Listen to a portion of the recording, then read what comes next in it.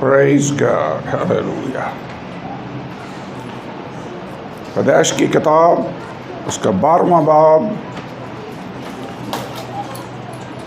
पैदाइश 12वां बाब और उसकी पहली आयत से मैं पढ़ने लगा हूँ। आज इब्राहिम के बारे में चंद बातें हैं जो हम सीखना चाहते हैं। खुदा का बंदा इब्राहिम मेरे ख्याल में बड़ी इम्पॉर्टेंट, बड़ी अहम शख्सियत है। इस वक्त दुनिया के 3 बड़े मज़हब हैं जो इब्राहिम को अपना रूहानी बाप तस्लीम करते हैं। मसीहत में, यहूदियत में, इस्लाम में, इन सब का जो सिलसिला है वो इब्राहिम के साथ जाकर जुड़ता है। इब्राहिम 3 मुख्तलिफ मज़हब का लीडर और सरबराह गिना जाता है। सो इब्राहिम बड़ा अहम है। इब्राहिम के बारे में जानना चाहते हैं? मैं इब्राहिम के बारे में स्टडी करना चाहता हूँ, जानना चाहता हूँ कि वो कैसी शख्सियत थे, कैसी हस्ती थे। और इब्राहिम के बारे में ख़ास बातें हैं।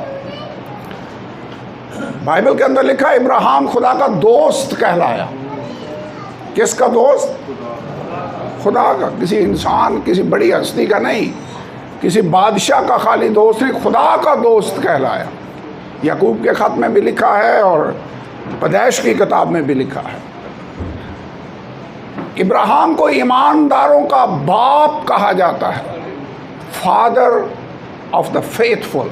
जितने ईमानदार हैं उनका बाप इब्राहिम है।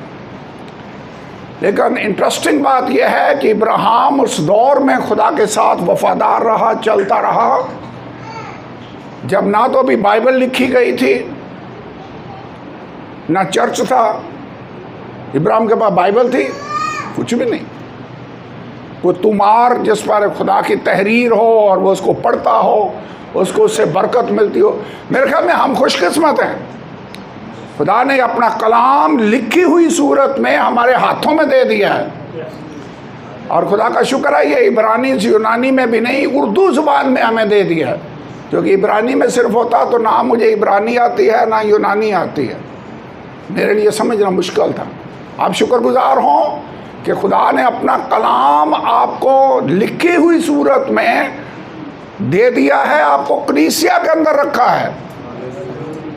एक दूसरे के साथ फेलोशिप रख सकते हैं। बाइबल के अंदर लिखा है अगर 2 शख्स चलते हैं, एक गिर पड़े दूसरा उसको उठा खड़ा करता है। अगर अकेला ही बंदा हो, वो गिर पड़े, उसको कोई भी उठाने वाला ना हो। फेलोशिप का फ़ायदा है, फ़ायदा है। इसीलिए नजात पाने के बाद खुदा ने आपको फेलोशिप के अंदर रखा है, कलीसिया के अंदर रखा हुआ है।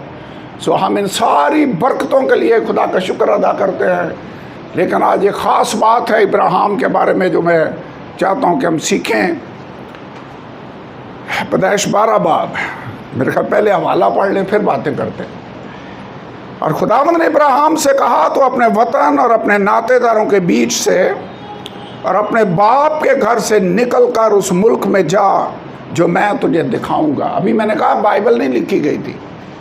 इब्राहिम के अंदर क्वालिटी जो मुझे नज़र आती है वो ये है कि खुदा कलाम करता और इब्राहिम खुदा की आवाज़ सुनता। ये बड़ी क्वालिटी है। हमें भी इस काबिल होना चाहिए। यीशु ने पता क्या कहा?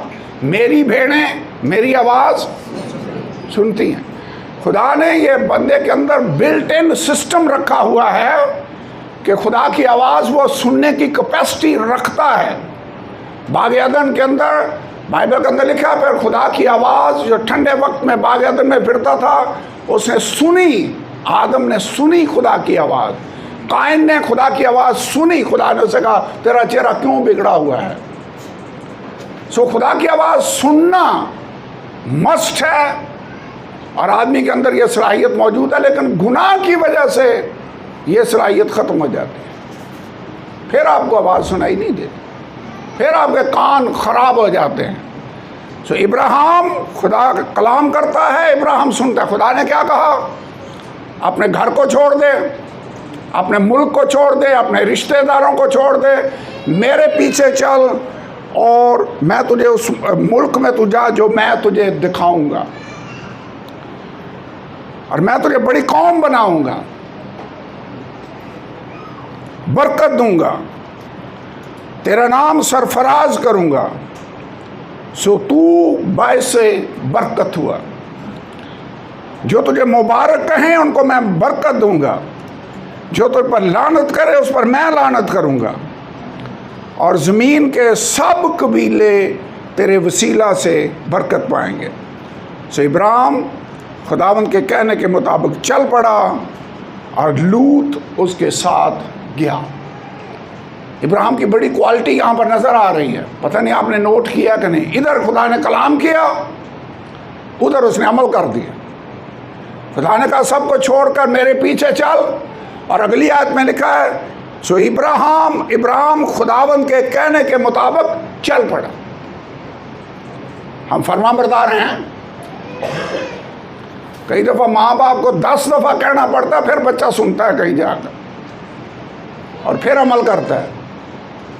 इधर इब्राहिम से खुदा ने कलाम किया, अगली आयत में लिखा सो इब्राहिम खुदा के कहने के मुताबिक चल पड़ा। आइए अपने अपने लिए दुआ करें, खुदा मुझे ऐसा फरमाबरदार बना दे जैसा तेरा बंदा इब्राहिम था। वैसे घर बार को छोड़कर चल पड़ना आसान नहीं है। हमारा एक भाई है, उसे घर शिफ्ट करना था एक जगह से दूसरी जगह। उसे मैं 6 महीने लग गए घर शिफ्ट करते हुए। गाड़ी किधर से लाऊं, ये बेड खोलूं, फिर खोल कर उनको लगाऊं, फिर पहले घर तलाश करूं। वैसे घर बार छोड़कर, अपना वतन, अपने रिश्तेदार छोड़कर किसी दूसरे मुल्क में जाकर सेटल होना और चल पड़ना आसान काम है। इब्राहिम चल पड़ा, उसे कोई परवाह नहीं क्या मुश्किलें आती हैं, रास्ता कैसा है, क्या क्या प्रॉब्लम आती है। अगर खुदा ने कहा है तो मैं उस पर अमल करने के लिए तैयार हूँ। बस खुदा ने एक दिन कलाम किया, अपना बेटा इसहाक उसे ले, जो इतने सालों के इंतजार के बाद पैदा हुआ है, उसे ले जाकर मेरे सामने कुर्बान कर दे। आज खुदा ने कलाम किया, सुबह सवेरे सूरज निकलने से पहले इब्राहिम ने बेटे को लिया और चल पड़ा। वैसे इब्राहिम फरमाबरदार है, क्यों जी? इब्राहिम फरमाबरदार है, आप हैं फरमाबरदार। इब्राहिम जैसे बनना चाहते हैं। कैरेक्टर स्टडी का मतलब पता है क्या है? ताकि हम उनकी खूबियों को जानें और फिर उनकी तरह बनने की कोशिश करें। दुआ करें, खुदा मुझे ऐसा फरमाबरदार बना दे जैसा तेरा बंदा इब्राहिम था। एनीवे, पैदाइश 15वां बाब। एक ही वादा अगर खुदा एक दफ़ा कर दे तो वो यकीनी है, श्योर है। खुदा ने कहा है। एक दिन किसी आदमी के साथ मैंने प्रॉमिस किया और बाद में वो फ़ोन कर रहे थे, वो जी आप कह रहे थे कि ये हो गया। मैंने कहा जब मैंने कहा है तो इसका मतलब वो हो जाएगा। आपको मेरी बात का एतबार नहीं। अगर इंसान ऐसा समझता है कि मेरी बात को यकीनी समझा जाए तो खुदा की बात यकीनी नहीं है। लेकिन खुदा ने सिर्फ एक बार कलाम नहीं किया। पैदाइश 12 बाब में अभी मैंने पढ़ा, उसने इब्राहिम से वादा किया। पैदाइश 15वां बाब पढ़े, 15 बाब उसकी आयत नंबर 5 से 21 तक है, लेकिन मैं सारी आयतें नहीं पढ़ूंगा। खुदावंद ने यहाँ पर कलाम किया और खुदा ने कहा कि मैं तुझे बरकत दूंगा। 4थी आयत से पढ़ते। तब खुदावंद का कलाम उस पर नाज़िल हुआ, उसने फरमाया यह तेरा वारिस ना होगा। असल में इंतज़ार कर रहे इब्राहिम। खुदा ने वादा क्या किया है? मैं तेरी नस्ल को बढ़ाऊंगा, तेरी नस्ल आसमान के सितारों और ज़मीन की रेत के ज़र्रों की मानंद होगी। लेकिन इतने साल गुजर गए, वादा भी पूरा ही नहीं हुआ। अभी तो उसका एक बेटा भी पैदा नहीं हुआ। पहली आयत में लिखा है, खुदा का कलाम रोया में उस पर नाज़िल हुआ, इब्राहिम तू मत डर, मैं तेरी सिपर और तेरा बहुत बड़ा अजर हूं। कौन अजर है? अजर में तुझे क्या मिलेगा? फिर पढ़ें। अजर में तूने मेरी फर्मा बरदारी की है, तू मुझ पर ईमान लाया है, इसके बदले में, अजर का मतलब है सिला, बदला, इसके बदले में तुझे मिलेगा क्या? फिर पढ़े पहली आयत। इन बातों के बाद खुदावन का कलाम रोया में इब्राहिम पर नाज़िल हुआ। उसने फरमाया, इब्राहिम तू मत डर, मैं तेरी सिपर और तेरा बहुत बड़ा अजर हूं। मैं तेरी सिपर और मैं तेरा बहुत बड़ा अजर हूं। अजर में क्या मिलेगा? खुदा कहता मैं तेरा अजर हूं। वैसे जिसको खुदा मिल जाए, जो हर चीज का ही मालिक है, उसको फिर किसी चीज की कमी रहेगी? वो कहानी से आपने सुनी होगी, एक बादशाह था, उसके बेटे 3 थे। एक को उसने बुलाया, उसने कहा तू क्या चाहता है? उसने कहा जी मैं चाहता हूँ मुझे ये वाले पूरी ज़मीन जो है वो मिल जाए। उसने कहा ठीक है ले ले। दूसरा आया, उसने कहा तू क्या चाहता है? वो शायद कारों का शौकीन था। उसने कहा ये तेरी महंगी सी कार है जो है ये मुझे दे दे। उसने कहा ठीक है। तीसरा बच्चा आया, उसने कहा तू क्या चाहता है? उसने कहा मैं कुछ नहीं चाहता इन चीज़ों में से, मैं सिर्फ तुझे चाहता हूँ कि तू मुझे मिल जाए। मेरे ख्याल में ये समझदार था, इसे पता अगर बादशाह मेरे पास हुआ तो फिर जो कुछ बादशाह का वो सब मेरा ही है। जिसको खुदा कहे मैं तेरा अजर हूं, तो इसका मतलब है जो कुछ खुदा का है वो सब आपका बन जाता है। मैं तेरा अजर और तेरी सिपर हूं। सिपर का मतलब ढाल। ढाल का मतलब क्या है कि जिधर से भी तीर आए, जिधर से भी खतरा आए, कौन आपको बचाने के लिए आगे होगा? खुदा। और जिसका मुहाफिज खुदा हो उसे डर होगा। फिर इस आयत को पढ़े, ऐ इब्राहिम तू मत डर, डरना क्यों? क्योंकि मैं तेरी सिपर और तेरा अजर हूं। अजर छोटा भी नहीं, बहुत बड़ा अजर हूं। इब्राहिम ने कहा खुदावंद खुदा तू मुझे क्या देगा? अगर तूने वादा किया मैं तेरी सिपर और तेरा अजर हूं, तू मुझे क्या देगा? क्योंकि मैं तो बे औलाद जाता हूँ, मेरे घर का मुख्तार दमिश्की अलीअज़र है। फिर इब्राहिम ने कहा देख तूने मुझे कोई औलाद नहीं दी, और देख मेरा खानाजाद मेरा वारिस होगा। उसने कहा खुदावंद तू मुझे क्या देगा? तूने तो मुझे औलाद ही नहीं दी, और जब मैं मर जाऊँगा तो ये मेरा नौकर है अलीअज़र, वो सारी चीज़ों का वारिस होगा। तूने मुझे कोई औलाद नहीं दी। खुदा का कलाम फिर नाज़िल हुआ। उसने फरमाया ये तेरा वारिस ना होगा, जो तेरे सुलभ से पैदा होगा वही तेरा वारिस होगा। और वो उसको बाहर ले गया। खुदा जब सबक देता है तो प्रैक्टिकली करके भी दिखाता है। इसको audio video lesson, AV lesson कहते हैं। खुदा उसे बाहर ले गया, कहा तू आसमान की तरफ निगाह कर। कहता सर ऊपर करके इधर सितारों को देख, और अगर तू सितारों को गिन सकता है तो गिन। वैसे उसने शुरू किया होगा 1 2 3 4 पता नहीं, और फिर गिनती भूल गया होगा कि ये अब कैसे गिन। सितारों को वैसे बंदा गिन सकता है? रेत के जर्रों को गिन सकता है? नहीं गिन सकता। सो उसने कहा आसमान की तरफ निगाह कर, अगर तू सितारों को गिन सकता है तो गिन। और उनसे कहा तेरी औलाद ऐसी ही होगी। इसका मतलब इतनी तेरी औलाद होगी कि गिनी नहीं जा सकेगी। कसरत के सबब से उसका शुमार नहीं हो सकेगा। और खुदा वो खुदाबंद पर ईमान लाया। ईमान लाने का मतलब क्या है? जो पीछे बैठे हुए हैं, ईमान लाने का मतलब क्या है? यकीन कर लेना। खुदा ने कहा तेरी औलाद आसमान के सितारों और ज़मीन की रेत के जर्रों की मानंद होगी, और इब्राहिम ने यकीन कर लिया। इसीलिए उसे ईमानदारों का बाप कहा जाता। पता कब यकीन कर लिया? अभी एक भी बेटा पैदा नहीं हुआ, अभी तो बेचारा वेट कर रहा है। खुदा के वादों का इंतज़ार करना, वेट करना कैसे करना है, इब्राहिम से सीख लें। उसने यकीन किया, उसने उसके हक में रास्तबाजी शुमार किया। आप रास्तबाज ठहरना चाहते हैं? हम रास्तबाज वैसे हैं नहीं। खुदा अपनी रास्तबाजी हमारे खाते में लिख देता है, लेकिन ये रास्तबाजी अमलों से नहीं ईमान से मिलती है। इब्राहिम कब उसके हक में रास्तबाजी खुदा ने की ना? जब वो खुदावंद पर ईमान लाया। आइए ख्वाहिश रखें दिल में, दुआ करें खुदा मुझे ऐसा ईमानदार बना जैसा तेरा बंदा इब्राहिम था। इसीलिए उसको ईमानदारों का बाप कहा जाता है। खुदा मैं चाहता हूँ हकीकत में इब्राहिम मेरा बाप बन जाए। जैसे वो ईमान रखता था मैं वैसे ईमान रखने वाला बनना चाहता हूँ। इसके बाद मैं आयतें छोड़ रहा हूँ। खुदा ने उसे कहा 3 वर्ष की एक बकरी ले, 9वीं आयत में 3 वर्ष की एक बछिया ले, 3 वर्ष का एक मेंढा ले, कुमरी एक कबूतर का बच्चा ले। उसने उनको बीच से 2 टुकड़े किया कुर्बानियों को, एक टुकड़ा दूसरे के बराबर रखा।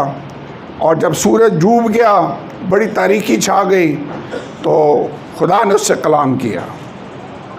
13 आयत में लिखा है, यकीन कर जान तेरी नस्ल के लोग ऐसे मुल्क में जो उनका नहीं परदेसी होंगे, वहाँ के लोगों की गुलामी करेंगे। वो 400 बरस तक उनको दुख देंगे, लेकिन मैं उस कौम की अदालत करूँगा जिसकी वो गुलामी करेंगे, और बाद में वो बड़ी दौलत लेकर वहाँ से निकल आएंगे। तू सही सलामत अपने बाप दादा से जा मिलेगा और नहायत पीरी में दफन होगा। अभी इब्राहिम के कितने बेटे हैं? कोई भी नहीं। खुदा कह रहा है तेरी नस्ल के लोग एक गैर मुल्क में परदेसी होंगे, वो उनको 400 बरस तक गुलामी में दुख देंगे, फिर मैं उनकी अदालत करूंगा, उनको वहां से। ये वैसे हुआ क्या? कब हुआ? जब ये मिस्र में गए। खुदा आने वाली बातें जो अभी हुई भी नहीं हैं उनको इतनी डिटेल के साथ इब्राहिम को बता रहा है कि बंदा हैरान रह जाता है। अभी एक बेटा भी पैदा नहीं हुआ, खुदा कह रहा है तेरी नस्ल के साथ कैसा होगा। 400 साल तक वो वहां रहेंगे, और फिर लिखा बड़ी दौलत लेकर वहां से निकल आएंगे। हैं गुलाम, दौलत लेकर कैसे निकलेंगे? आपको याद आया जब ये निकलने लगे तो मूसा ने कहा हर शख्स अपने पड़ोसी से कपड़े, सोना, चांदी, जेवर, पैसे जो मिलता है मांग ले। खुदा ने उनके दिलों को नरम कर दिया, जो उन्होंने मांगा उन्होंने दे दिया। लेकिन इस बात की पेशन गोई खुदा ने इसहाक के पैदा होने से भी पहले पैदाइश की किताब में कर दी थी कि ऐसे होगा। खुदा का कलाम पूरा होता है। उसने कहा आसमान और जमीन टल जाएंगे लेकिन मेरे मुंह की बातें हरगिज़ ना टलेंगी। ये कलाम अटल है और हकीकी है, ये पूरा होता है। और फिर जब अहद बांधते थे तो दोनों पार्टियां कुर्बानी के बीच से गुजरती थी, लेकिन यहाँ तो खुदा खुद ही अहद बांध रहा है, सो दूसरी पार्टी कोई नहीं गुजरी। लिखा जब शाम हुई 17 आयत में, सूरज डूबा, अंधेरा छा गया, तो एक तनूर जिसमें से धुआं उठता दिखाई दिया, एक जलती मशल उन टुकड़ों के बीच में से होकर गुजरी। उसी रोज़ खुदावंद ने इब्राहिम से अहद किया और फरमाया कि ये मुल्क दरिया मिस्र से लेकर उस बड़े दरिया यानी दरिया फरात तक। दरिया मिस्र कौन सा? दरिया नील जो मिस्र में गुजरता है। पाकिस्तान का बड़ा दरिया कौन सा? दरिया सिंध जो इधर से निकलता है कराची तक जाकर वहाँ समुंदर में गिरता है। मिस्र का बड़ा दरिया दरिया नील है।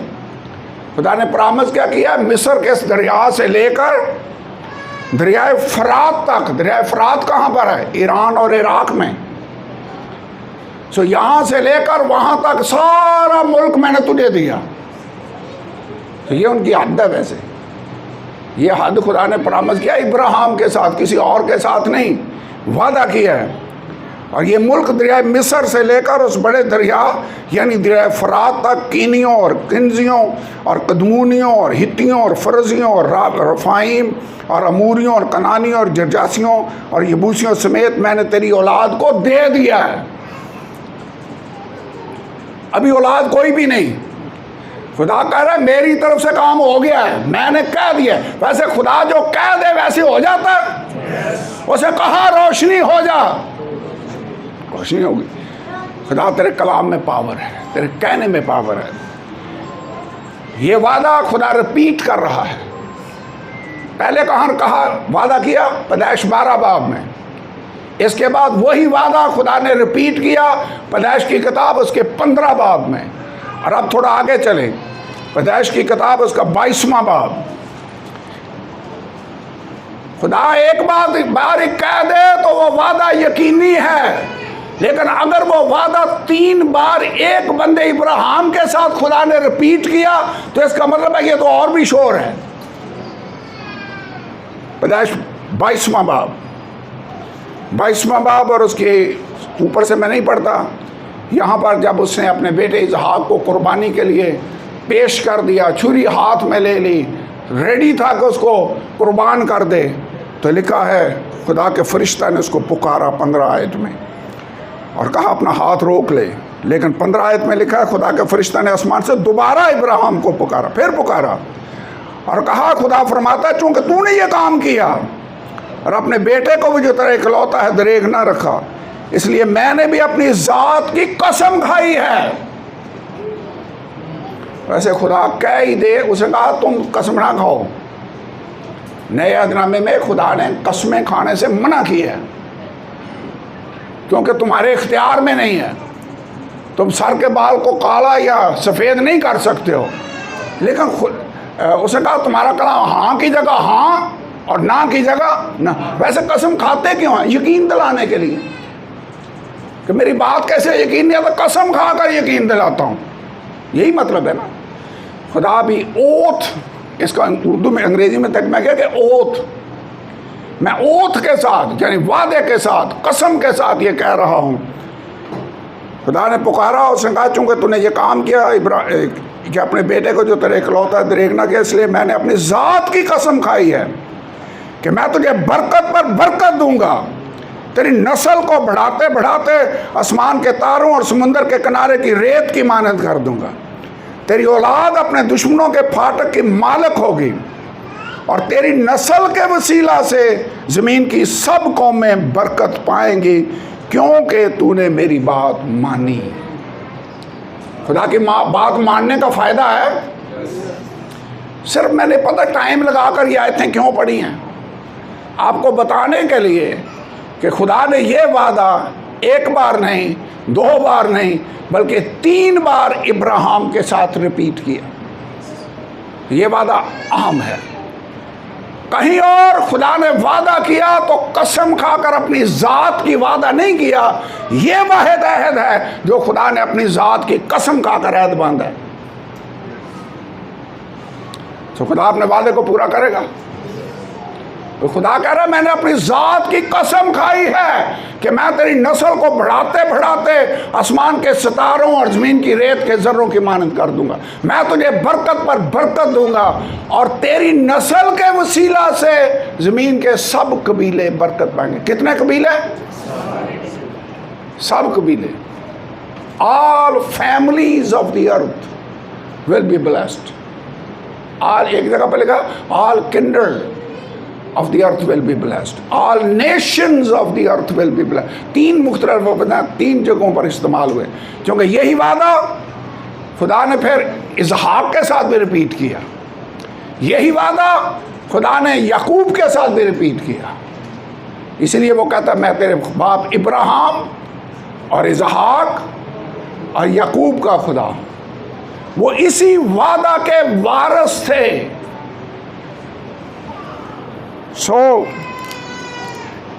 ये था इंट्रोडक्शन। अब कलाम शुरू करने लगा, ठीक है। ये इंट्रोडक्शन था। इंट्रोडक्शन क्या है? खुदा ने वादा किया है। मेरा मतलब आपको बताने का पता क्या है कि थक ना जाएंगे कि ये कलाम लंबा हो गया। अभी इंट्रोडक्शन था, अभी कलाम शुरू होने लगा। मैं हैरान हो रहा था कि खुदा तेरा शुक्र हो, तूने अपने बंदा के साथ जो वादे किए तो उनको यकीनन पूरा करेगा। वैसे उसने पूरा किया, कैसे पता चलता है? कब पूरा किया? वैसे 25 ईयर्स, 25 साल इब्राहिम इंतज़ार करता रहा। इंतज़ार करने के बाद जब 85 साल का हुआ, जब 10 साल गुजरे तो उन्होंने कहा खुदा ने जो वादा किया ऐसे लगता है जैसे भूल ही गया। सारा ने मशवरा दिया कि तू हमारी ये लौनी सारा है उसको ले, हाजरा को ले और उससे शायद खुदा हमारी मदद करे, वादा पूरा हो जाए। कई दफ़ा खुदा वादे करता है और हम खुदा की मदद करने की कोशिश करते हैं कि वादा जल्दी पूरा हो जाए। होना क्या चाहिए? इंतज़ार। जब वक्त आया तो खुदा ने कहा ओके, अब इस्माइल पैदा हुआ, लेकिन वो वादे का फर्जंद नहीं था। इसका मतलब ये कलाम का वो वादा जो खुदा ने इब्राहिम के साथ किया वो नहीं था। उसने कहा तेरी बीवी सारा के तो इससे बेटा होगा और मेरा अहद उसके साथ होगा। तो खुदा अगर वादा करे तो हमें क्या करना चाहिए? इंतज़ार। खुदा के वादे, इस पर मैंने फिर किसी दिन बाइबल स्टडी करवानी है कि खुदा वादे करता है। कई दफ़ा हम वादे को इंतज़ार करने की बजाय खुदा की मदद करने की कोशिश करते हैं। रॉन्ग। खुदा अपने टाइम पर अपने वादों को पूरा करेगा। एनीवे, 25 साल के बाद एक बेटा पैदा हुआ और उसका नाम उसने इसहाक रखा। वो हंस रहे थे। इब्राहिम 100 बरस का, सारा 90 साल की। वैसे मुश्किल नहीं लगता। उसने कहा भी, जब खुदा ने कलाम के ना अगले साल तेरे बेटा होगा, तो उसने कहा खुदा ये कैसे हो सकता है? How is that possible? क्योंकि अब तो उसकी फिजिकल कंडीशन भी वो नहीं है कि बेटा पैदा हो सके। सारे सिस्टम जो पैदाइश के सिस्टम है वो तो ख़त्म हो चुके हैं। अब कैसे? हाउ? लेकिन क्या खुदा के नज़दीक कोई बात मुश्किल है? बाइबल में खुदा ने ये सवाल, उसने कहा क्या खुदा के नज़दीक कोई बात मुश्किल है? खुदा ने वो सिस्टम फिर से रिवाइव कर दिए, बहाल कर दिए, और ऐसे बहाल किए कि इसहाक के पैदा होने के बाद इब्राहिम ने एक और शादी की, जो कतूरा उसका नाम बाइबल के अंदर लिखा हुआ है। उससे पता नहीं कितने उसके बेटे पैदा हुए। ये तो मौजज़ा, इसहाक का पैदा होना तो मौजज़ा है। ये मुझे मौजज़ा लगता है आगे भी जारी रहा। खुदा का शुक्र हो, खुदा अपने कलाम को पूरा करता है। लेकिन एक बात मैं और आपको बताना चाहता हूँ। मैंने एक वाक़या सुना। वैसे आप में से कितने जो शाही ख़ानदान से ताल्लुक़ रखते हैं? कोई रखता है? शाही ख़ानदान, रूहानी तौर पर नहीं, वैसे जिस्मानी लिहाज से। कोई बरतानिया की रॉयल फैमिली से ताल्लुक़ रखता है? या आपका बाप किसी सैगल ख़ानदान से हो, या जो आजकल अमीर ख़ानदान है उनसे ताल्लुक़ रखते हो?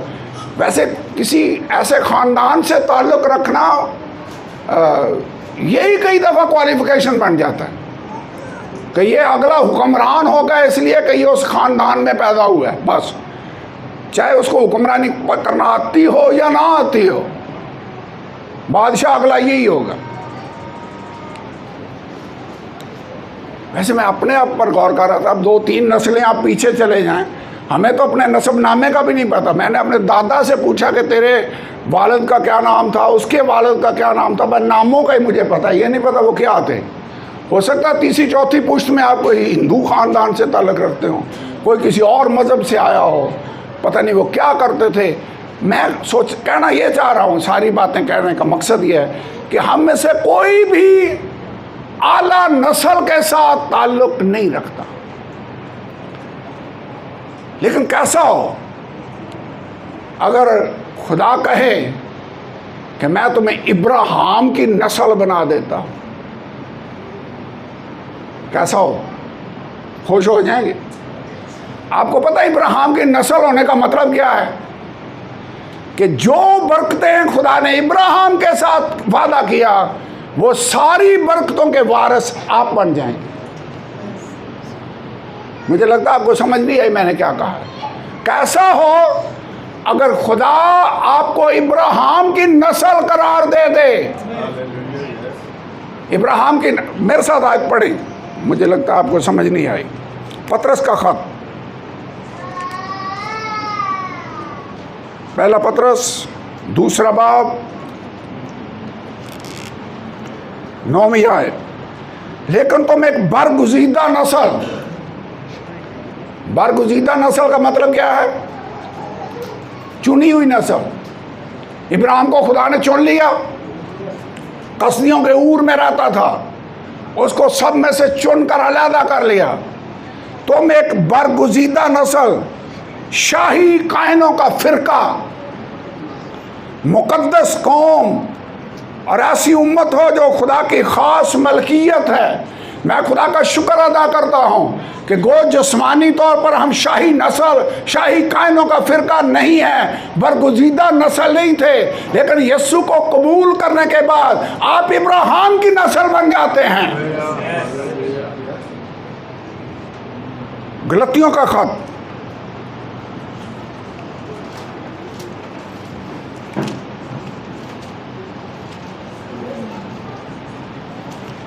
बाइबल के अंदर लिखा हुआ है, कितने जिन्होंने बपतिस्मा लिया हुआ है, यीशु के नाम में बपतिस्मा लिया। बपतिस्मे के फायदे देखें क्या हैं। 26वीं आयत, 3 बाब आयत नंबर 26, तुम सब उस ईमान के वसीला से जो मसीह यीशु में है खुदा के फर्जंद हो। किसके फर्जंद? बेटे खुदा के बन गए। यो तो सबसे बड़ी शाही नस्ल बन गए। वो तो बादशाहों का बादशाह है, आप उसके फर्जंद बन जाते हैं। कब? ईमान के वसीला से। और तुम सब जितनों ने मसीह में शामिल होने का बपतिस्मा लिया तो मसीह को पहन लिया। मैंने ये शर्ट पहनी हुई है तो मेरा बदन नजर नहीं आ रहा, लोगों को क्या नजर आ रही है? शर्ट। जब आपने मसीह को पहन लिया तो लोगों को क्या नजर आना चाहिए? मसीह नजर है, उसकी रास्तबाजी, आपकी रास्तबाजी नहीं नजर आएगी।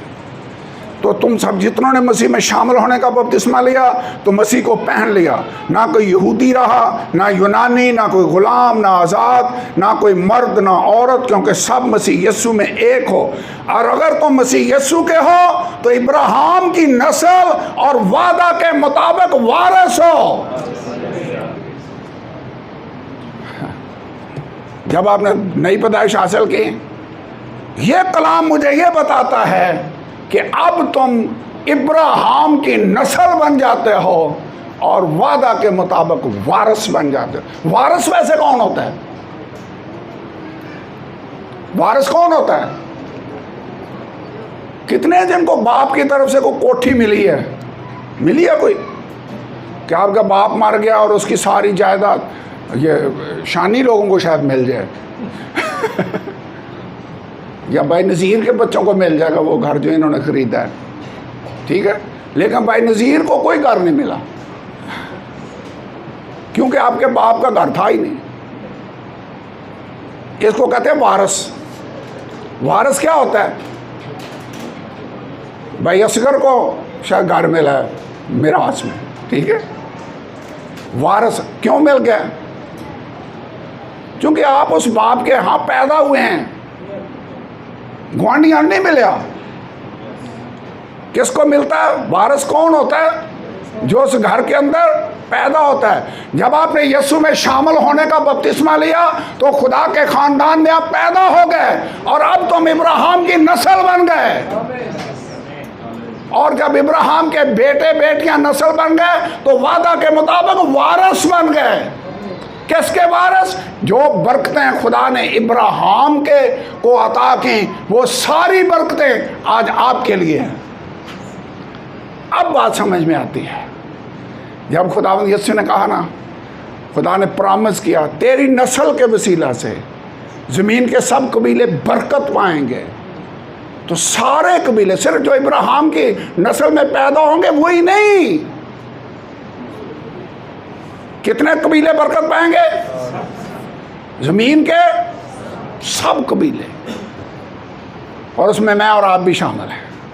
सो इब्राहिम के साथ जो खुदा प्रॉमिस कर रहा था वो सिर्फ उस दौर के लिए नहीं था, वो मेरे और आपके लिए भी है। इस वादे की रेंज तो बहुत दूर तक जाती है, एंड तक जाती है, आखिर तक जाती है, क्योंकि हम अब इब्राहिम के नस्ल और उसके वादों के वारिस हैं। इसका मतलब है जो खुदा ने बरकत इब्राहिम के लिए वादा किया वो बरकत मुझे और आपको भी मिल सकती है। जब उसने उसे कहा ना मैं तेरी सिपर और तेरा बहुत बड़ा अजर हूं, तो इसका मतलब है ये वादा मेरे और आपके लिए भी है। खुदा हमारी हिफाजत करता है। उसने कहा तो मुझसे डरने वालों के चारों तरफ उसका फरिश्ता खैमाजन होता है और उनको बचाता है। खुदा हमारी सिपर बन जाता है। जैसे उसकी नस्ल के लोग जब निकले, पीछे से दुश्मन ने आकर हमला करने की कोशिश की, लिखा है खुदा आगे से हटा वो जलाल का बादल और मिस्रियों और इसराइलियों के बीच में आकर खड़ा हो गया। सारी रात उसने उनको हमला नहीं करने दिया। खुदा सिपर बन जाता है। खुदा तू मेरी सिपर है, तू मेरी हिफाजत करने वाला है, तू मेरा अजर है। इसका मतलब है मुसरफ बेटे के बाप ने जो बात की थी ना, मैं फिर दोहराने लगा हूँ। उसका बड़ा बेटा जब गुस्से में था कि ये सारा माल उड़ा कर आ गया है, तूने इसके लिए बड़ी पार्टी की है, मैं इतनी देर से घर में हूँ, मेरे लिए कभी तूने बकरी का बच्चा भी ज़बह नहीं किया। उसने कहा बेटा जो कुछ मेरा है वो सब तेरा है। जो बाप का हो वारस को मिल जाता है, पड़ोसियों को नहीं मिलता। किसको मिलता है? वारस। वारस कौन होता है? जो आपके घर में पैदा हुआ हो। जब आपने यीशु को कबूल किया, जब आपने तौबा की, जब आपने बपतिस्मा लिया, जब आप खुदा के रूह से मामूर हुए, तो आप खुदा के खानदान में पैदा हो जाते हैं। इसीलिए इसको नई पैदाइश कहा जाता है।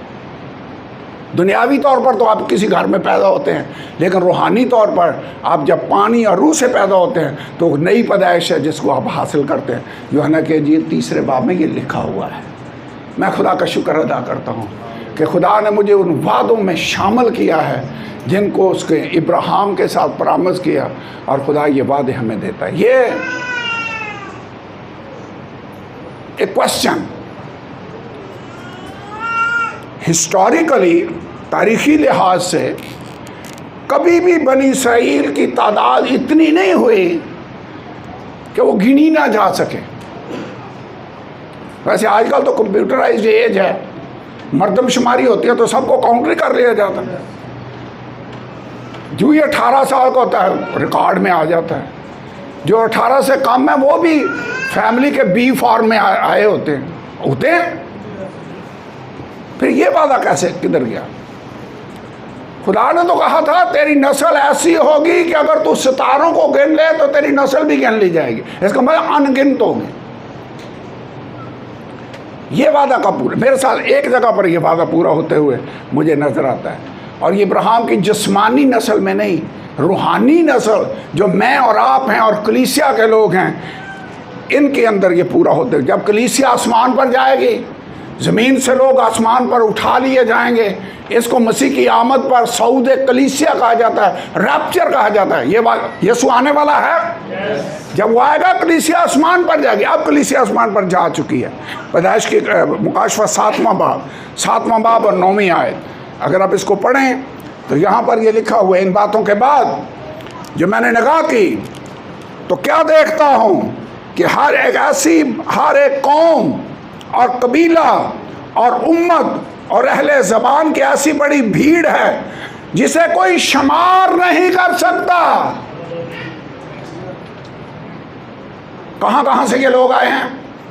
हर एक कौम, हर कबीले, हर उम्मत और हर बोली बोलने वाले, हर अहले ज़बान में से लोग आए। इसका मतलब एंड टाइम में जो खुदा बड़ी बेदारी देने वाला है, उसमें कोई मुल्क ऐसा नहीं रहेगा जहाँ से लोग यीशु की कलीसिया में ना आए। कोई कौम ऐसी नहीं रहेगी, कोई फैमिली ऐसी, हर फैमिली में से कोई ना कोई यीशु को कबूल करेगा और कलीसिया में शामिल होगा। हर नेशन, हर फैमिली, हर कबीला, हर उम्मत और हर अहले ज़बान में से ऐसी बड़ी भीड़ जिसे कोई शुमार नहीं कर सकता उसके सामने खड़ी है। और वो लिखा, सफ़ेद जामे पहने, खजूर की डालियां अपने हाथों में लिए हुए, तख्त और बर्रा के आगे खड़ी हैं, बड़ी आवाज़ से चला चला कर कह रही हैं, प्रस्तुत कर रही हैं। और क्वेश्चन, ये कौन है सफ़ेद जामे पहने हुए? 13 आयत में कहाँ से आए हैं? मैंने कहा खुदावन तू ही जानता है।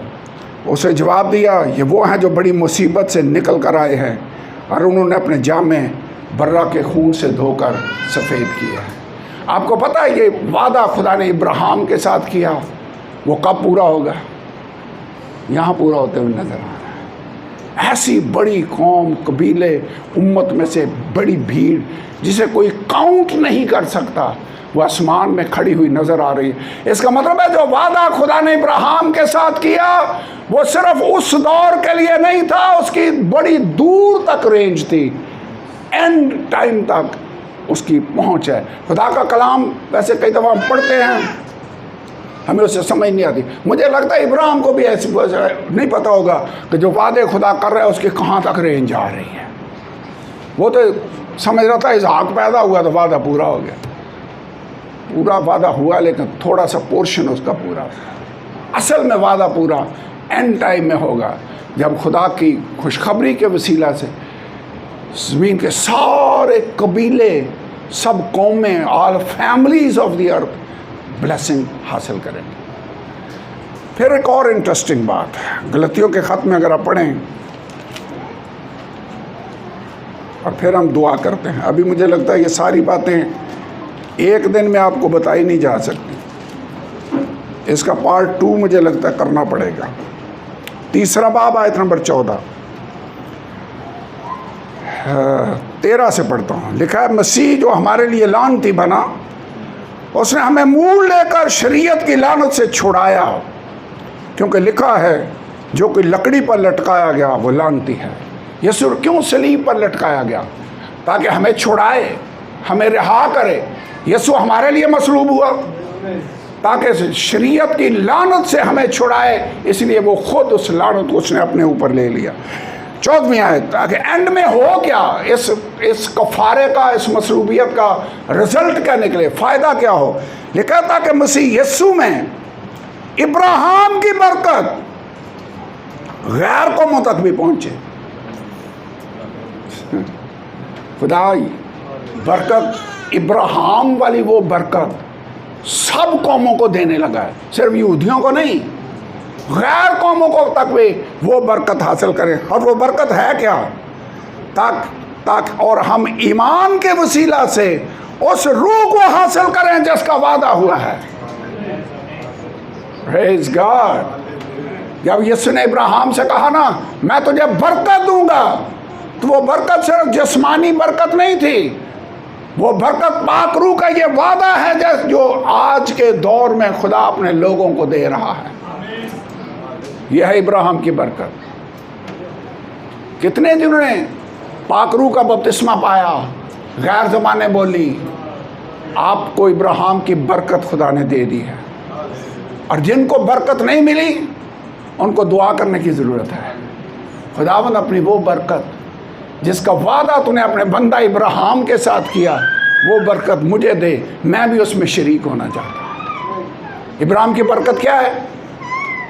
मैं फिर पढ़ता हूँ, ताकि मसीह यीशु में इब्राहिम की बरकत गैर कौमों तक भी पहुँचे और हमें ईमान के वसीला से उस रूह को हासिल करें जिसका वादा हुआ है। इब्राहिम की बरकत क्या है? बोलें, क्या है इब्राहिम की बरकत? पाक रूह का बपतिस्मा। आपने इब्राहिम की बरकत हासिल कर ली है। अगर बरकत हासिल की है तो आप इब्राहिम की नस्ल के लोग बन जाते हैं। जो नस्ल में आते हैं उन्हीं को वारिस होते हुए वो बरकतें मिलती हैं। खुदावंद तेरा शुक्र हो, तूने ये वादा हमारे साथ किया है। तूने गैर कौमों के लिए भी दरवाज़ा खोल दिया, वरना हम तो इसराइली नहीं थे, हम तो गैर अक़वाम में से ताल्लुक़ रखते हैं। तेरा शुक्र हो कि तूने हमारे लिए भी दरवाज़ा खोल दिया, क्योंकि यीशु ने के बारे में लिखा है, खुदा ने दुनिया से ऐसी मोहब्बत रखी कि उसने अपना इकलौता बेटा बख्श दिया। कितने लोगों से मोहब्बत रखी? मुझसे भी, आपसे भी, ताकि जो कोई ईमान लाए हलाक ना हो बल्कि हमेशा की ज़िंदगी पाए। और खुदा अपनी ये बरकत आज कितने लोगों को देना चाहता है? पूरी दुनिया को, सब लोगों को, ताकि मसीह यीशु में इब्राहिम की बरकत गैर कौमों तक भी पहुँचे और वो रूह के वसीला से उस ईमान को हासिल करें, उस ईमान के वसीला से उस रूह को हासिल करें जिसका वादा किया गया है। एक और इंटरेस्टिंग पॉइंट गौर करें, खुदा ने कहा तेरी नस्ल के वसीला से ज़मीन के सब कबीले बरकत। कितने जिन्होंने स्कूल में वाहिद जमा सीखा है, सीखा सिंगुलर प्लूरल क्या होता है, नस्ल की जमा क्या होगी? नस्लें। ठीक है, वाहिद जमा सीखा हुआ है ना। बाइबल इस कदर प्रिसाइज है कि वाहिद जमा का भी यहां ख्याल रखा गया है। आगे पढ़ें इसी आयत में, 15 आयत है। भाइयों, मैं इंसान के तौर पर कहता हूं, अगर जो आदमी ही का ऐद हो, इब्राहिम के साथ किसने ऐद बांधा? आदमी ने या खुदा ने? वो कहता है अगर आदमी ऐद बांध ले और जब उसकी तस्दीक हो गई तो कोई उसको बातिल नहीं करता। आदमी ऐद बांधे और जब तस्दीक हो जाए तो फिर वो कैंसिल नहीं होता, वो पक्का रहता है और ना उस पर कुछ बढ़ाता है। लेकिन यहाँ इंसान ने नहीं, खुदा ने ऐद बांधा है, और ऐद भी बांधा है उसने अपनी जात की कसम खाकर, तो वो वादा पूरा होगा। इसका मतलब है खुदा हर शख्स को अपना पाकरू देना चाहता है। ये श्योर यकीनी वादा है जो खुदा ने किया है। 16 है, बस इब्राहिम और उसकी नस्ल से वादे किए गए। खुदा ने वादा किया इब्राहिम के साथ। क्यों भाई अकरम? वादा किया। क्या वादा किया? मैं तुझे बरकत दूंगा। वो बरकत क्या थी? तेरी नस्ल पर बरकत होगी। वो बरकत पाकरू का बपतिस्मा है। अगर आपने अभी तक पाकरू का बपतिस्मा नहीं पाया, वो बरकत हासिल करें। यह इब्राहिम की बरकत है। लिखा है बस इब्राहिम और उसकी नस्ल से वादे किए गए। वो ये नहीं कहता नस्लों से। नस्लों क्या होगा? जमा। समझ आई है? यहाँ पर पौलुस रसूल कहता है, वो ये नहीं कहता नस्लों से जैसा बहुतों के वास्ते कहा जाता है। वो ये नहीं कहता नस्लों से जैसा बहुतों के वास्ते कहा जाता है, बल्कि जैसा एक के वास्ते कि तेरी नस्ल को। कहता है खुदा यहाँ पर वाहिद सीगा इस्तेमाल करता है, जमा का सीगा इस्तेमाल नहीं करता कि बहुतों के वास्ते जैसे कहा जाता है। क्यों? उसकी वजह क्या है? 16 आयत, बस इब्राहिम और उसकी नस्ल से वादे किए गए। वो ये नहीं कहता कि नस्लों से जैसा बहुतों के वास्ते कहा जाता है, यानी जमा का सीगा, बल्कि जैसा एक के वास्ते कि तेरी नस्ल को, और वो नस्ल मसीह है। वैसे नसबनामा लिखा हुआ है मत्ती की अंजील में भी और लूका की अंजील में भी। यीशु के नसबनामे में इब्राहिम शामिल है। यीशु इब्राहिम था, इब्राहिम की नस्ल से वो आया। क्योंकि नस्ल, वो कहता है नस्ल, और वो नस्ल कौन है? मसीह। मसीह यीशु मसलूब हुआ और उसके वसीला से ज़मीन के सारे कबीले बरकत पाएंगे। मैं खुदा का शुक्र अदा करता हूँ कि खुदा अपने वादों को सिर्फ इब्राहिम की नस्ल के साथ, जो जिस्मानी नस्ल है, उस तक ही महदूद नहीं रखता। उसने मुझे और आपको भी, जो यहाँ पाकिस्तान में कितने हज़ारों मील दूर बैठे हुए हैं, उनको भी अपने वादे में शामिल कर लिया। क्योंकि उसका अल्टीमेट प्लान यही है कि आसमान में जब कलीसिया जाए, हर उम्मत, हर कौम, हर कबीले में से लोग उसमें शामिल हों, उन तक भी इब्राहिम की बरकत पहुँचे। सो खुदा ने जब बरकत का वादा किया तो ये बड़ा दूर तक मार करने वाला वादा था, और ये वादा यकीनी है, ये वादा पूरा होगा। आज आप ऐसे ईमान के साथ, बड़े भरोसे के साथ दुआ कर सकते हैं। खुदावंद तूने वादा किया है, ये वादा तूने इब्राहिम के साथ किया, और वादा भी खाली नहीं किया, कसम खाकर वादा किया। तू अपने अहद को हमेशा पूरा करता है। खुदावंद मुझे अपनी वो बरकत अता कर, और वो बरकत तेरे पाक रूह का नज़ूल है। एक वक्त था पाक रूह सिर्फ नबियों पर नाज़िल होता, चंद मखसूस लोगों पर, जैसे समसून और ये लोग, इन पर पाक रूह आता, खुदा अपना काम लेता। लेकिन आज हमें खुदा का शुक्र अदा करना चाहिए कि खुदा ने यह दरवाज़ा हम सब के लिए खोल दिया है। उसने कहा तौबा करो और तुम में से हर एक अपने गुनाहों की माफ़ी के लिए यीशु मसीह के नाम में बपतिस्मा ले, तो तुम रूहुल कुदस इनाम में पाओगे। इसलिए कि ये वादा तुम, तुम्हारी औलाद और उन सब दूर के लोगों से भी है जिनको खुदावंद हमारा खुदा अपने पास बुलाए। कितने लोगों के साथ ये वादा है? आखिरी दिनों में खुदा फरमाता है, मैं अपने रूह में से हर फर्द बशर पर नाज़िल करूँगा। तुम्हारे बेटे और बेटियां नबूवत करेंगे, तुम्हारे बूढ़े खुदा का शुक्र है बूढ़ों को भी उसने शामिल किया हुआ है। कोई उम्र रसीदा हो वो भी रूह से मामूर हो सकता है। तुम्हारे बूढ़े ख्वाब और जवान रोया देखेंगे। बल्कि मैं उन अयाम में गुलामों और लौंडियों पर भी अपने, खुदा नहीं देखता ये काम क्या करता है, खुदा नहीं ये देखता कि ये गुलाम है, आज़ाद है, ये लो क्लास काम करता, हाई क्लास काम करता, उम्र क्या है, नस्ल क्या है। हर फर्द बशर खुदा के रूह से मामूर हो सकता है। और ये है वो इब्राहिम की बरकत जिसको देने का खुदा ने प्रॉमिस किया था। आज मैं कहना ये चाह रहा हूँ, अगर आप यहाँ बैठे हुए हैं, आपने अभी तक इब्राहिम की वो बरकत हासिल नहीं की, तो आज दुआ करें, खुदा मैं तेरी नस्ल में शामिल हो जाना चाहता हूँ, मैं इब्राहिम की नस्ल का वारिस बनना चाहता हूँ। वो बरकतें जो तूने उसके साथ प्रॉमिस किया, मैं उनमें शरीक होना चाहता हूँ। अगर तुम मसीह को पहन लिया तो लिखा अगर तुम मसीह के हो तो इब्राहिम की नस्ल और वादा के मुताबिक वारिस हो। जब हम वारिस हैं तो जो बरकतें खुदा ने इब्राहिम को देने का प्रॉमिस किया वो हमें मिल सकती हैं, क्योंकि हम वारिस हैं। क्यों आपको बाप की जायदाद मिल जाती है? क्योंकि आप वारिस होते हैं। कितने वारिस हैं इब्राहिम के? सब जो ईमान लाते हैं। आप यीशु पर ईमान रखते हैं? अगर ईमान रखते हैं तो आप इब्राहिम की नस्ल और उसके वारिस बने। आइए खड़े हों, दुआ करें। मैं चाहता हूँ थोड़ी देर के लिए हम दुआ करें, और दुआ हम पाक रूह के बपतिस्मा के लिए करना चाहते हैं, क्योंकि ये है वो बरकत जो उसने कहा ना, तेरी नस्ल के वसीला से ज़मीन के सब कबीले बरकत पाएंगे। तो नस्लों नहीं कहा बल्कि नस्ल कहा, और वो नस्ल मसीह है। मसीह के वसीला से सारी दुनिया के लिए बरकत का दरवाज़ा खुल चुका है।